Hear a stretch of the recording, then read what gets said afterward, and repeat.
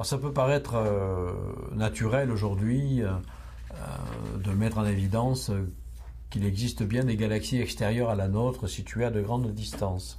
En fait, ça a été une question extrêmement difficile à résoudre.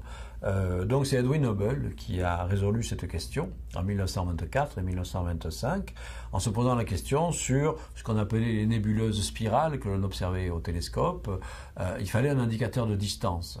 Si on arrivait à trouver un indicateur de distance disant que ces nébuleuses étaient très loin, ça veut dire qu'elles étaient extérieures à notre galaxie et que donc c'était effectivement d'autres galaxies. Question donc absolument fondamentale. Eh bien pour cela, il fallait trouver une sorte de chandelle standard, une bougie standard, comme si vous allez au supermarché acheter une bougie, vous savez exactement quelle est sa luminosité ou une ampoule électrique, etc.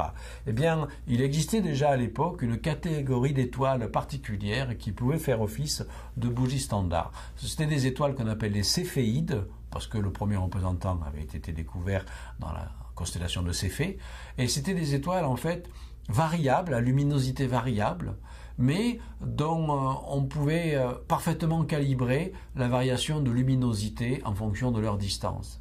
Donc on avait là, effectivement, des chandelles standards.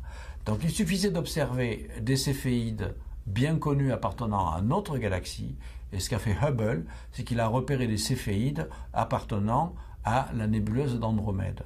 Et en observant ces céphéides-là, avec le bon indicateur de distance qu'il avait, il a pu montrer que la nébuleuse d'Andromède était beaucoup plus loin que notre galaxie et que donc c'était une galaxie extérieure à la nôtre.